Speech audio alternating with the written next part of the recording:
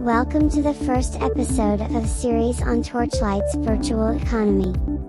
We will analyze the economic system in detail, comparing it with a real-world one, to understand all the fundamentals better. Mind that I am not a financial advisor, but I hope that discussing these topics with you will improve our in-game economic life. Chapter 1, The economy is made of transactions. The economy is made of transactions, so to better understand the economy, we need to understand transactions. Thankfully, a transaction is a straightforward thing. It is made by a buyer and a seller. It is also made by the goods sold, and the currency needed to buy them. A market is the total of all the transactions in a given field, like the gear market, the skill market, or the ember market. The economy consists of all the transactions in all markets.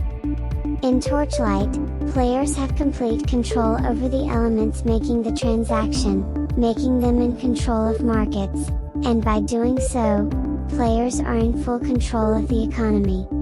When players are in total control of the economy, we have the so-called player-driven economy. The next logical step would be to analyze the transactions in detail, which will help us understand the economy even more. But before we do this, we need a slight digression. Chapter 2, Bartering or Currency? In Chapter 1, I used the words buy and sell when discussing Torchlight transactions. However, someone could argue that the correct world would have been trade, because there is no currency, and we are all trading goods for goods, like in a bartering economy. But one of these goods used in Torchlight transactions, the flame elementium, is considered by most players to act as the reserve currency of Torchlight's virtual economy. To better understand, we may use a reference to the real world. The modern currency systems in the real world use representative money, like the US dollar. Representative currency is then a currency that represents something of value, but has little or no value on its own. Instead, flame elementium is a commodity currency, since it has its value.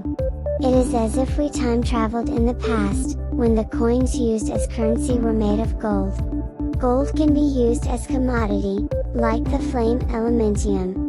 Still, at the same time, when gold is shaped into coins, it takes an additional property, and transcends the state of an ordinary commodity to become currency. With that out of the way, let's go back to analyzing transactions. Chapter 3, Understanding Transactions. Transactions are made by a buyer and a seller, and by the goods being sold and the currency needed to buy them. And when I say currency here, I am referring to flame elementium only. The players create both goods and currency by farming maps. Of course, you could argue that crafted gear is made in town, but the materials needed for crafting it are collected from the maps. So even crafted gear has its roots in map farming. We will rename farming maps with a more straightforward name, productivity. When productivity rises, more goods are generated, and more currency is generated as well. And with more goods, more people are selling, and with more currency, more people are buying. So when productivity rises, transactions rise as well. This process is called economic growth. When people get bored of farming, quit the game, or take a break because we are close to the end of the season, there is less productivity, which leads to negative economic growth. The first thing to remember here is how crucial productivity is for the economy. Without productivity, there would be no economy. After all, there would be no transactions, because there would be no goods to sell, or currency. The second thing to remember is that one player's spending is another player's income, and the transaction volume over a period of time is how economic growth is measured. It's essential to understand these two principles. Not understanding them may lead to a distorted idea of the economy.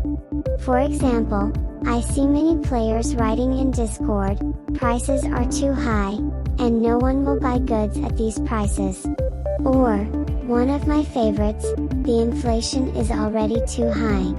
While Torchlight's virtual economy is also vulnerable to hyperinflation and economic bubbles, many don't understand economic growth, supply and demand, and healthy inflation.